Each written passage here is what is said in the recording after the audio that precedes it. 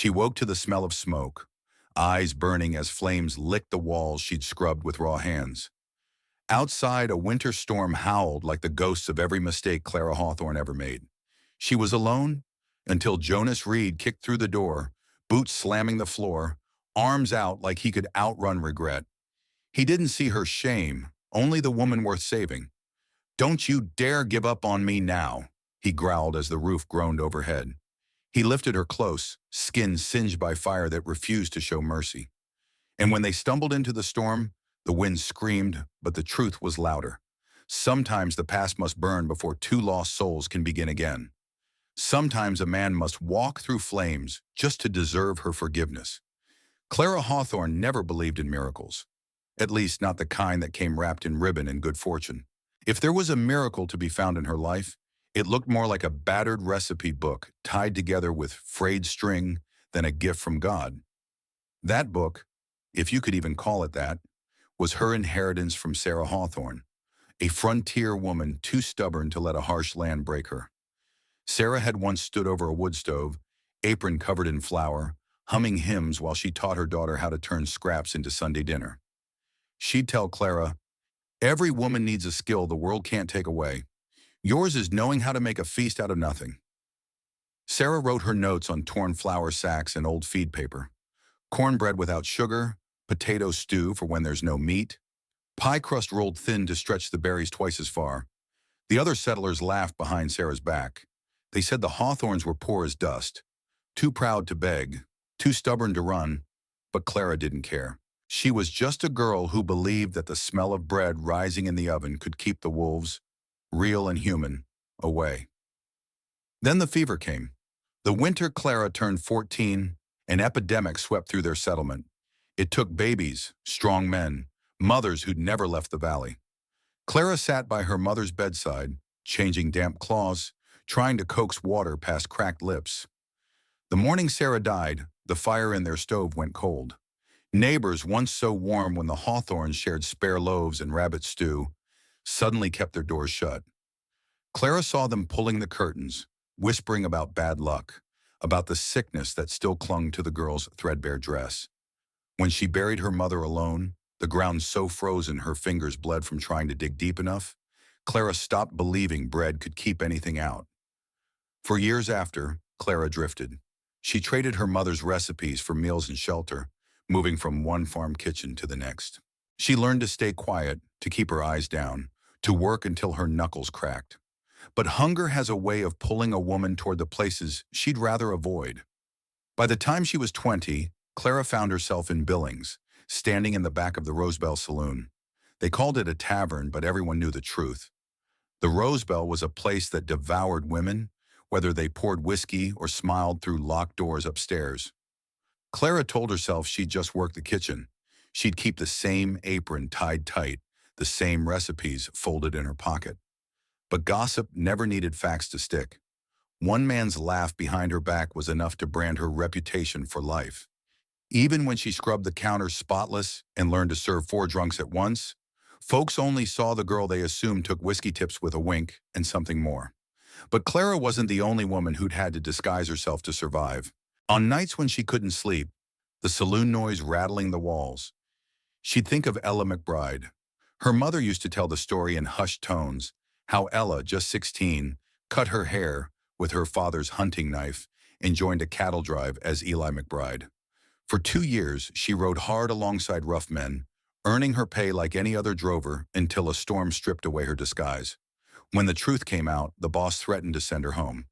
But the men she'd ridden beside, men who'd once jeered at fancy ladies, stood up for her instead. She rode the last drive under her real name. Clara carried that tale like a talisman. She needed to believe there was power in holding your spine straight, even when folks thought they knew what you were worth. And when she needed a sign that grit could outlast winter, she found Widow Agnes Miller's journal. She'd discovered it by accident at a trading post on the edge of the plains. Its cover battered, pages water-stained, the spine tied with twine. Agnes's words were plain but unshakable. 7 winters, alone, but no wolf nor man took this ranch from me. If you have salt, flour, and a sharp knife, you can hold your ground. Clara copied Agnes's notes alongside her mother's recipes. Those pages smelled of campfire and old sorrow, but to Clara they were maps. Proof that a woman didn't have to be pretty or gentle or well-spoken to survive this land. She only needed a fire that didn't go out, no matter how long the nights. And so, with scraps of paper tucked in her satchel, Clara Hawthorne carried a legacy stitched together by the calloused hands of women who refused to starve or be forgotten. For the first week at Broken Ridge Ranch, Clara Hawthorne kept her eyes down and her words short. The men watched her with a mix of suspicion and half-buried curiosity. They'd never seen a woman stand by a cast-iron stove like it was a suit of armor. But hunger, Clara knew, softened most hearts eventually. It started with biscuits. Late one evening, when the bunkhouse was quiet and the moon hung low, she found three young ranch hands, boys barely past 16, poking at her dough in the kitchen. They'd been dared by Red Tommy Finch, the brashest among them, to swipe her leftover flour. Clara didn't yell. Instead, she cracked the window, let the cold air sting their pride, and said, "If you're so curious, you can learn to make your own." The next morning, she dragged an old camp griddle out to the edge of the yard. There, kneeling on packed snow, she showed them how to build a steady coal bed, when to turn the dough, and how to test if bread was ready just by tapping it. At first, the boys snickered, tossing half-burned lumps of dough at each other. But when the smell of warm sourdough rose above the winter wind, their grins faded to quiet concentration. By dusk, they stood in line, each waiting for a share of Clara's golden biscuits. By the third lesson, one boy, Eli Ramirez, shyly asked if he could write the recipe down. Clara pulled a stub of pencil from her apron pocket and watched him scratch the words into the back of a receipt. It wasn't much, but for boys who'd spent their lives pushing cattle and patching fences, bread became a symbol that a woman's worth wasn't just measured in rumor or scorn, but in what she could teach a man to survive. Not everyone was so quick to see Clara for what she was. Some nights, she'd feel eyes on her. Some curious, some cruel. But then there was Silas Boone. Silas had come to Broken Ridge Ranch a decade ago with nothing but a half-wrecked saddle and stories of the old trail days. His hair was mostly silver now, his shoulders stooped from years sleeping under open skies. They called him Old Boone when they thought he couldn't hear. But Clara saw something else. The way his eyes softened when he ran a brush over the horses, the care in his slow steps. He started stopping by the cookhouse after supper. Sometimes it was just to check that the woodpile was stacked right. Other times he'd tap on the door with a tin cup in hand, waiting for her strong coffee. One night, Clara found him leaning against the doorframe, staring at the recipe scraps pinned above her stove. "Your mother teach you those?" Silas asked. His voice was a rasp, dry but not unkind. "She did," Clara said. "She always said flour and fire could carry you through anything." Silas smiled, showing a row of crooked teeth. "Ain't that the truth? Did she ever tell you about the first women who settled this valley?" So she listened, night after night, as he spun tales older than any ledger. He spoke of ghost towns buried under drifting snow, of a mining family who struck a gold vein so rich it cost them their lives, of women like Mabel Duncan, who once held off a gang of horse thieves with nothing but a shotgun and a boiling kettle of stew. Through Silas's stories, Clara realized that legends weren't born from easy days or polite whispers. They were etched in frost-bitten winters, in bruised knuckles kneading dough when there was no meat to be found. He made her believe that maybe, just maybe, the rumors that clung to her name could one day be replaced by something better. And then there was Jonas Reed. She saw him every dawn, stacking firewood by her door or hammering a loose shutter back into place. He never spoke of himself. But sometimes when Clara caught him standing near the barn, staring off into the tree line, she saw a shadow there, a distance that had nothing to do with the cold. Jonas Reed had come back from the war between states with more than scars on his hands. He had a memory that clung to him tighter than any uniform. That night at the Rosebell Saloon, when Clara had stood accused of being something she wasn't. He'd been there, just another young man full of whiskey and cowardice, watching while the men laughed at her pain. Now he hid his name, the son of the ranch's true owner, because he wanted no man's respect he hadn't earned himself. But guilt is a stubborn companion. And each time Jonas handed Clara a fresh bundle of wood, she wondered if that was his way of saying all the things he couldn't yet speak aloud. When the fever hit Broken Ridge Ranch, it tore through the bunkhouse like wildfire. First came the coughs, then the sweats and delirium that turned strong ranch hands into trembling boys, calling for mothers long gone. Clara did what she could. Boiled pots of onion broth, wiped foreheads, whispered encouragement. She wasn't sure she believed herself. But when Silas Boone coughed up blood into a rag, Clara knew they needed more than water and prayers. She remembered her mother's words: wild sage for the chills, yarrow for the fever that bites bone. So before dawn, Clara wrapped herself in every layer she owned and slipped into the swirling white. The blizzard had arrived overnight, a wall of wind and snow that howled like something alive. She didn't tell Jonas. She knew he'd stop her. She trudged past the paddock, past the frozen creek bed, into a stand of twisted pines where she'd once found sage growing against all odds. For hours, she fought the wind, fingers burning as she scraped frost from brittle stems. Her basket filled slowly, too slowly. By the time she turned back, snow had drifted waist-deep in places. The path she'd broken was already gone, swallowed by white. Back at the ranch, Jonas Reed felt the absence of her like an ache in his chest. He'd spent the morning shoveling snow away from the cookhouse, hoping she'd appear behind the frosted window. When Silas mentioned she'd gone for herbs, Jonas's heart lurched. He saddled a horse with frozen hands, cursing the sky and himself for letting her slip away. The wind nearly knocked him from the saddle more than once, but he pressed on. He found her an hour later, half buried in a drift near the old trapper's trail, her lips blue, the basket still clutched tight. "Clara!" Jonas jumped from the saddle, stumbling through snow that swallowed his boots. He pulled her up, cradled her close. Her eyes fluttered but didn't open. "You stubborn, stubborn woman," he growled, voice raw. He spotted the abandoned trapper's cabin just beyond a line of black spruce. Half buried, one shutter hanging loose. But it was shelter. Jonas dragged her inside, shouldered the door closed against the storm, then set about bringing her back from the edge. He found dry kindling in a rotted crate, struck flint until sparks caught. The tiny hearth smoked but held. He stripped off her wet gloves, pressed her icy hands between his own. When her eyes opened, Clara saw not the man they all whispered about, but the boy he'd once been. The one who'd watched her humiliation in Billings and done nothing. They didn't speak for a long while. The wind battered the walls like fists. Shadows flickered on the log beams, and the smell of burning pine filled the tiny room. Finally, Jonas broke the silence. "I was there that night. You know that, don't you?" His voice cracked around the words he'd kept buried for years. "I saw them tear at your apron like you were worth less than dirt. I stood there, fists clenched, but I did nothing.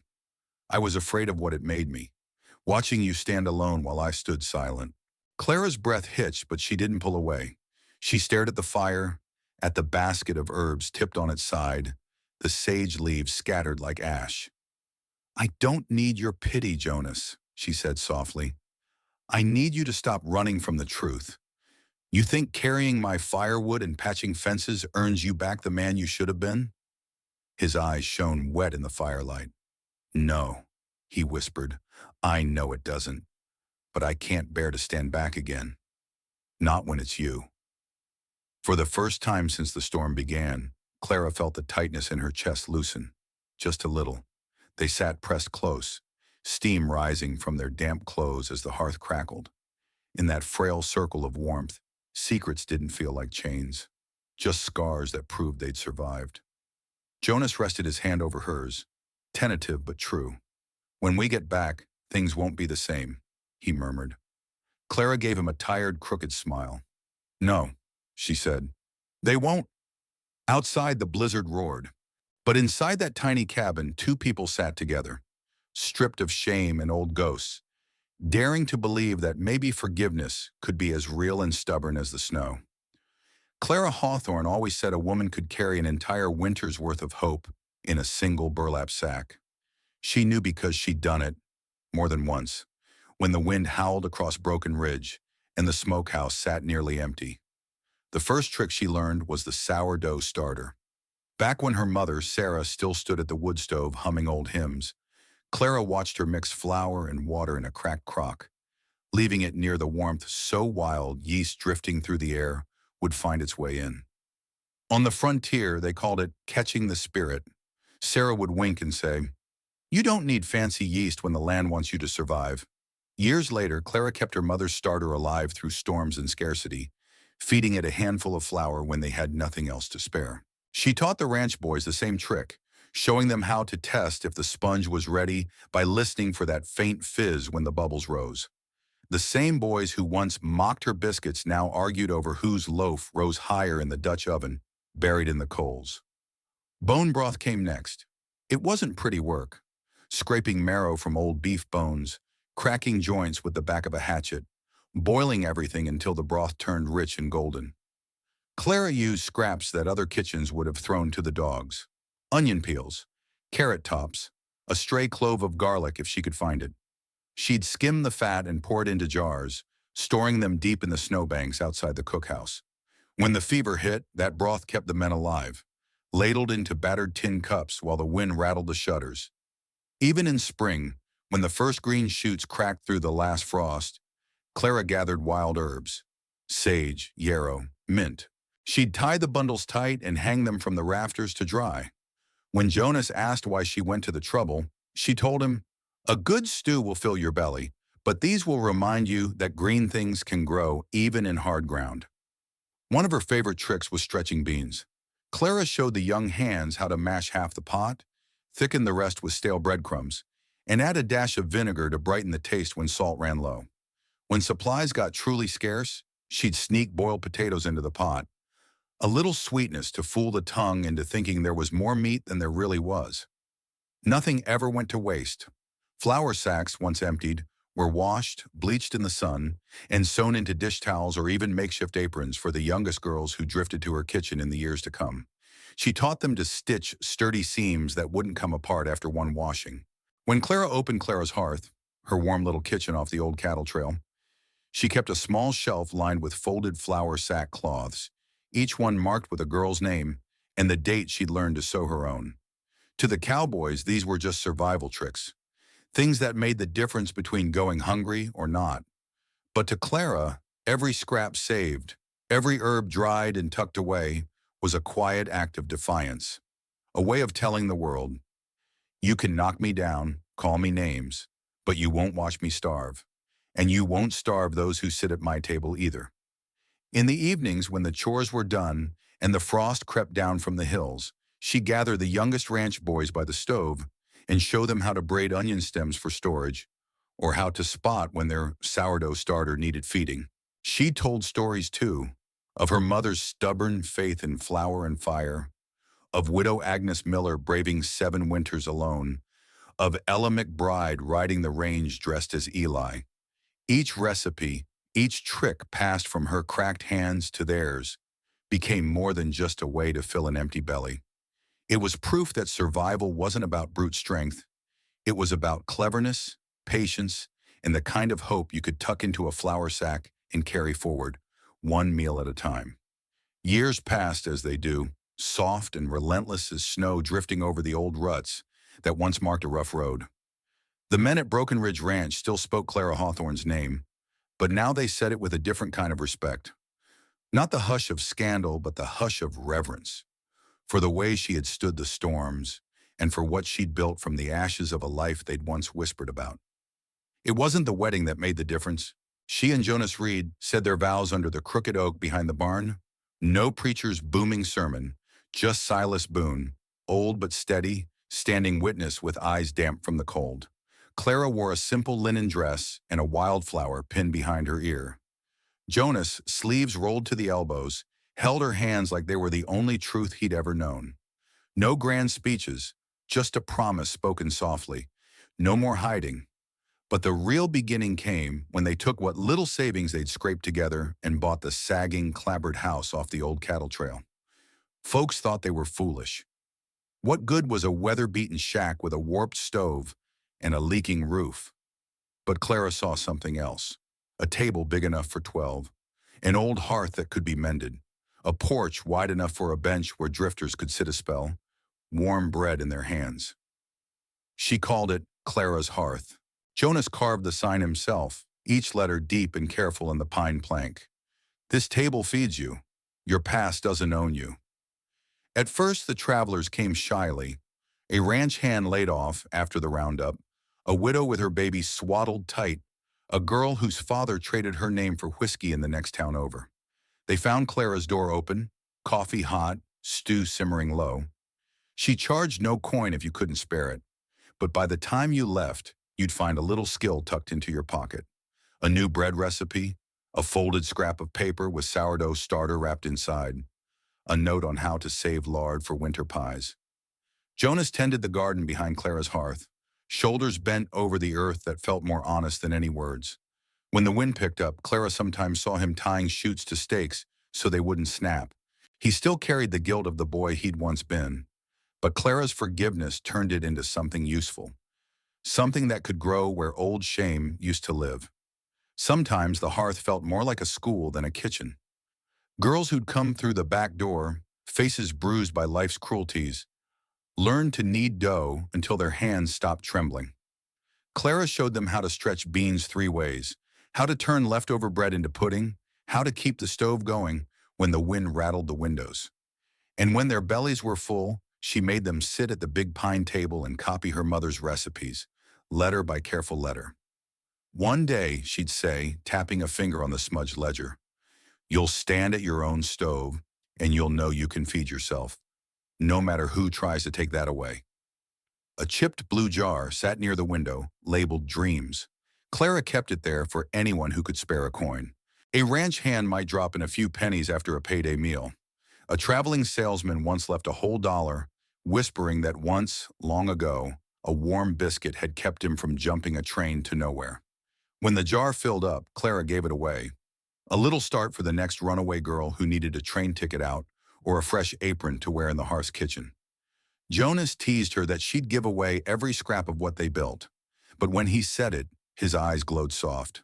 He knew what Clara knew, that every meal served without questions was one more brick in the kind of home neither of them had ever truly known.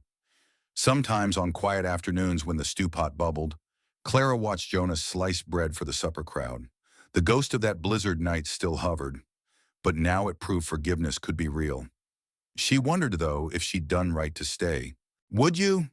Is surviving enough, or must you choose who deserves a second chance? One cold morning, a girl no older than Clara had been when she first came west, peeked through the hearth's door, boots too big, scarf pulled to her nose. Clara set down her mixing bowl, wiped her hands on her flour-smudged apron, and smiled so wide the girl smiled back, just a little. "Come on in, sweetheart," Clara said, voice gentle but certain. "Sit, eat, the world can wait." And it could, because inside Clara's hearth, every warm loaf, every steaming bowl of stew, was a promise. Your past does not own you. You do. And sometimes forgiveness is just another word for a meal served hot. No questions asked. Maybe the real lesson in Clara and Jonas's story isn't just about survival on the wild frontier. It's about the quiet courage it takes to forgive, rebuild, and believe that a better chapter can be written at any age. In today's world, so many of us still carry secrets we're ashamed of, burdens we wish we could bury under snow like Clara's old ghosts. Yet every warm meal shared, every story told around a table, is a reminder that none of us are owned by who we used to be. Like Clara's hearth, we can create spaces, even in our modern lives, where people feel welcome, fed, and seen without judgment. Maybe that's in your own kitchen, or when you take time to listen to a neighbor who's caring more than they let on. And what about Jonas? Maybe he shows us that mistakes don't have to define you forever, but it's never too late to stand up for someone or to stand beside them when they need you most. Share your thoughts in the comments. Your stories matter here. And if this tale warmed your heart even a little, please hit like, subscribe, and share it with someone who believes in second chances. Thank you for listening to another piece of Old Frontier Grit and Grace. Until next time, may your table always be full, and your past never tell you what you're worth.